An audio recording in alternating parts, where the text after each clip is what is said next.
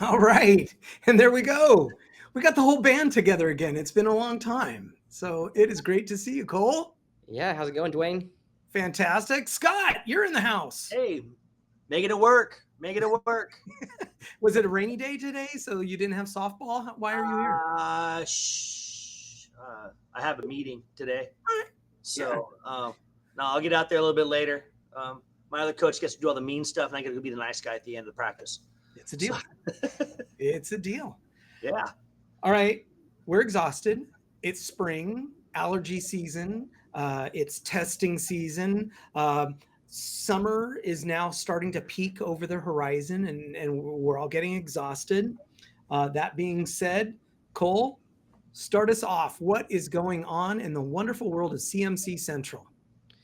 Oh man, we are continuing on with our professional learning series that's coming up. So we had fun last month. We had a lot of people show up for that session, and then next month next week we have Dan Meyer joining us, which I'm super Nice. excited about.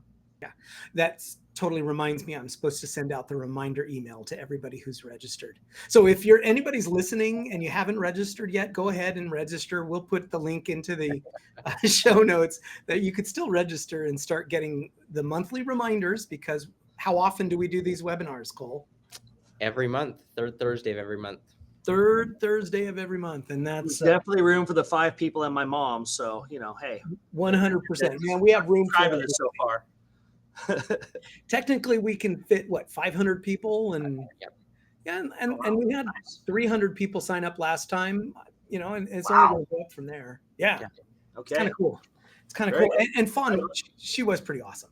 Like, I'm like, she was pretty awesome. So she was a good one to lead us off, and now Dan's going to be great. What's Dan going to talk about? Do we know? He's going to talk about ways to invite your students into more effective math classrooms. So I'm super excited about that too. A lot of engagement strategies I'm anticipating from his session. Go figure. Engagement in math class. Right? Holy moly.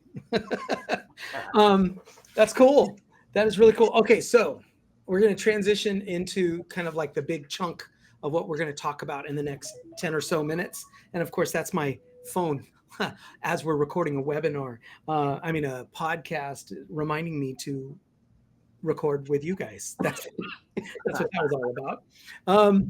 So the big chunk of what we're going to talk about today is basically what Dan is doing. He's saying, hey, how do we teach in a way that brings our kids in? And so I'm going to first report out what I'm doing, right? So I'm working for the Cal Math Science Computer Science Steering Committee, and I'm on that thing. And we recently, the Math Steering Committee, we all met for a couple of days in Santa Barbara, and we are deciding that we're going to, as we move forward, we're going to focus on chapter 2 of the new revised math framework, which is all about, what is the title? Something like teaching for equity. Oh yeah, teaching for equity and engagement.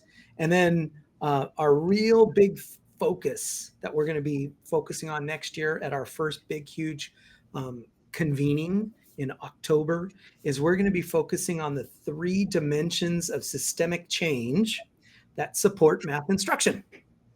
No duh, right? Because when we talk to superintendents and principals and say, hey, principal, superintendent, what do you want to see next year? And they're like, we want better scores. Okay, good. I wasn't the only one thinking that. I was just thinking that, but hey. Oh, you want better scores? I didn't know that. Nothing's changed recently then. Okay, cool. Yeah. I'm good. Okay. So the real question is no duh, but how do you get there? What do you we can't just wish for it, because clearly something is going to need to change in order to get there, because every system is perfectly designed to get the results they get. And since we're not getting good results, that means our system is perfectly designed to not get good results. And so if the superintendents and the principals want better results, they're going to need to change the system. And so chapter 2 of the revised framework talks about a lot of stuff, but today we're going to focus on the 3 dimensions of systemic change that support math instruction. The first one is an assets-based approach to instruction. We're going to spend most of our time talking about that. And then in future sessions of podcasts, the next thing that we need is active engagement through investigation and connection. And then the last thing that we need is cultural and personal relevance. So it has to be meaningful to the kids. So with that overview of the 3 dimensions of systemic change, let's dig into, if I could propose something here, let's dig into the assets-based approach to instruction. Sure. So what does that, like, I'll start with you, Scott. What does that mean? Like, how does that strike you, that phrase right there, assets-based approach to instruction?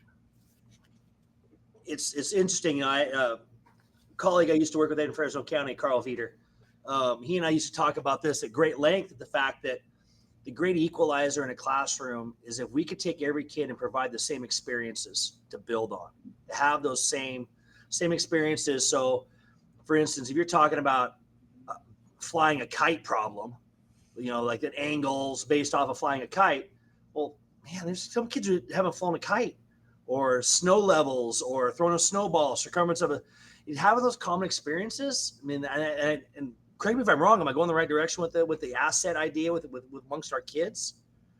Oh yeah, having those shared experiences, what makes a big difference. And a lot of times you have to spend so much time building up that collective knowledge that makes the learning more rich and reasonable, and accessible to the kids.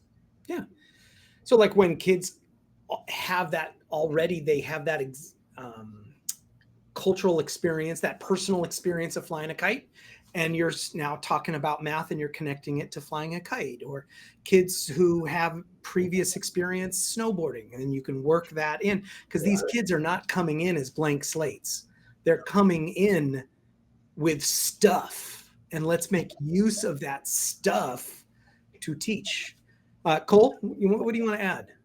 No, I think that you added a lot right there, Duane. It's the funds of knowledge that they have. It's their collective experiences, both things they've done in school and things they've done outside of school, that they can bring in and really help them think and apply, the mathematics. I've been in a lot of classrooms where we go into 6th grade, and the first 3 weeks is all we do is reteach all the things we taught in 5th grade, because we feel like they didn't learn anything in 5th grade, when in reality, we need to start 6th grade teaching 6th grade, knowing that they have K 1, 2, 3, 4, 5 with them. And some of it might need to be like reminded, or you might have to bring in, some examples. Remember when you did that in 4th grade to the conversation, but it doesn't mean we have to go back and reteach all the things that, they were supposed to know or learn. Right. And oftentimes the first month of the year, I walk into class and I'm like, ooh, this doesn't feel quite right. But it's because, it's not. It's because I have to teach this before we can do anything else. We have to make sure they have whatever X thing is. Yeah. We when the kids come into the class and we are treating them like empty blank slates, empty vessels, we're like, and then we're providing what is called just in case instruction. Hey, let me give you a whole bunch of crap just in case you need it, because I'm not really paying attention to what might already be in your vessel, and so let me just teach a whole bunch of crud just in case. And really the movement is asking us to say, you know what, first off, kids are not showing up as empty vessels. So let's teach the high level rigorous content that all kids deserve. That's what you were saying, Scott. Mm-hmm. And teach them all this high level content, but because we acknowledge the kids are all coming to us with different funds of knowledge, I can fix the rough spots just in time. So instead of this just in case approach to teaching, we kind of move to a just in time approach to smoothing over the rough patches that kids might authentically have. And I think when you do that and you are acknowledging that the kids are coming in as not blank slates, and when you honor whatever is on their when you honor their funds of knowledge, I think you increase student motivation. Oh, yeah. Kids are like, oh, look at that. Getting that kid to share. Getting that kid to share that one thing. Like, hey, how have you been camping? Okay, tell me about it. Tell me about it. Tell me about it. Then you can, you're not the person dispensing, and now you've created other experts in the room, even though they may not think they are. I mean, that's a great initial getting, kid to think, oh, I know something about something, and to get them to build on that, and that leads into all sorts of other wonderful things within the year, the day, the week, you can build on going forward. Well, and it also helps if you are structuring your class that way. It helps students also start to take more risk in class because they know that they don't have to wait for you as the teacher to tell them what to do. If you set up the experience of you have things there, go as far as you can go, and then I can help you ask questions and kind of guide you along to get you to that next level of learning for yourself, right? It's funny how often we see teachers, they'll try to do a task, but they want to make sure that every skill necessary for a task has been taught direct. We've EDI'd the heck out of it, every single possible thing that could come up in this task. And then we give the task, and then, the kids are able to do it, but the learning experience is gone because now it's superficial. I'm just following the steps to get to this arbitrary answer as opposed to really thinking about the context and what's happening around. We stole, in my county office, we call it, we stole the joy from the kids. We don't want to steal the joy of problem solving and inquiry and that element of discovery that they're doing. Joy of discovery. Yeah, I actually had a problem solving professor. Don't say your answers. You ruin the joy of discovery for everybody else. Yeah, I love that phrase. Yeah. So I think of also, we often use, like, we're about to teach something, so we use an entrance test or an entrance ticket, or before we start a chapter, we give a pre-test to see and really all those things are doing is really identifying what the kids don't know. And instead of really approaching this new topic or this new year or this new day with this assets approach of saying, you know what, I know what I need the kids to learn. I know kids have stuff. How can I teach in an open way that allows the kids to expose themselves for what they know, like out themselves for what they know, and what kinds of things are they coming into my classroom with that I can build upon to get them to where they are. All right. You guys have got to have a strategy for that. Throw one out here. How would you do that, Duane? What would you do in the classroom to get a kid to engage like that? My short answer is I underteach. So it's kind of capitalizing on what Cole was saying. I have a task. I want the kids to work on the task, and I need to deliberately underteach to get the kids to start working on that task. Because if I'm not careful, I'm going to explain that task so deeply that they don't actually need to do the damn task because I just kind of did it for them. So I need to deliberately underteach, which means I've given them just enough information to start working on it so that they can use their existing funds of knowledge to attack that problem instead of really just regurgitate whatever they think I want them to say. So my term of art is underteach. Yeah. Cole, you have to have a strategy. Come on, what do you got? Well, so I always started the year with I don't forget who said this, but with the quote of, like, problem solving is what happens when you don't know what to do. And this year, there's going to be a lot of times where you're put in a situation where you aren't going to know what to do, and then you're going to have to figure it out.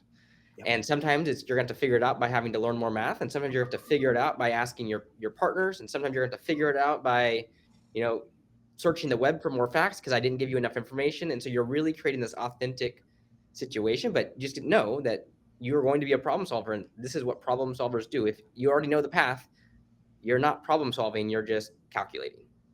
Yep. So basically you're creating a mindset and a culture that says, hey kids, you can be mathematicians, you are mathematicians, but not because you have all the answers immediately at your fingertips, but because being a mathematician means knowing what to do when you don't know what to do.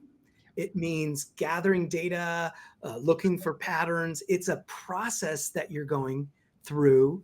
And so the kids are doing their job on their way towards being mathematicians. And then our job as teachers is to build upon those funds of knowledge and guide them and connect them towards, let's say, connect them towards the standard algorithm that we want them to learn. So it's not like we're sitting around wishing for a miracle for kids to discover the standard algorithm, but we sure as heck can let kids build on their existing knowledge. And then we take that and guide them towards whatever destination we want, probably a standard algorithm of some sort. But then they have that experience to hang that algorithm on. So if they ever needed to go back to it, Yep. right, they've now have whatever task or whatever thinking they were having to do to get to that point. It's going to help kind of solidify that in their mind too. Of Yep. oh, I used that one time. It might work again in a similar situation. But because I'm going to claim they have two experiences. One from they get two benefits from the same experience. One benefit is they have something to hang their hat on. Like, oh yeah, I remember that experience that I went through and I struggled, and I see how it's ultimately connected to the standard algorithm. That's the one. But I'm going to claim the other one, which I think is really important, is we also gave the students a moment to be a real life mathematician, where they get to experience the joy and the thrill of problem solving and doing something when they don't know what to do. And just being a mathematician is a behavior. It's a verb. It's not a destination of, oh, I got the answer, right, therefore I'm a mathematician. I think about like Carl Friedrich Gauss and and Newton, all these people who spent a lot of their career trying to work on Fermat's last theorem. Well, they never solved it. Fermat's last theorem wasn't solved until the 20th century. And so hundreds of years later.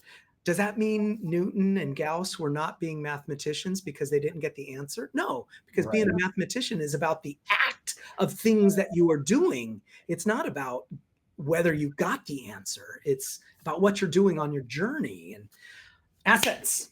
Next time, I'm proposing, with your permission, guys, that we do the second dimension, which is active engagement through investigation and connection. Is that, you guys okay with that?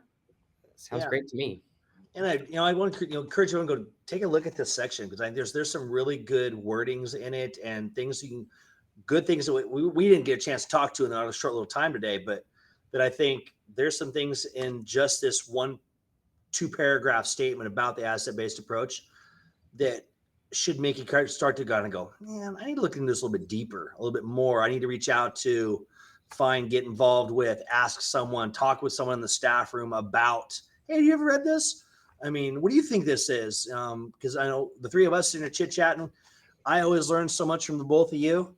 And it's be kind of cool for, hopefully people are taking this past just listening and laughing at us. So, well, they can also, adding to that, come to the webinar to listen to Dan Meyer. I'm absolutely certain he's going to accidentally address some of this stuff simply because we kind of know what he's all about. And so to your point, Scott, I will put a link to chapter 2 in the session notes, in our podcast notes, so that with a quick little click, they can just, boom, look at the Microsoft Word document.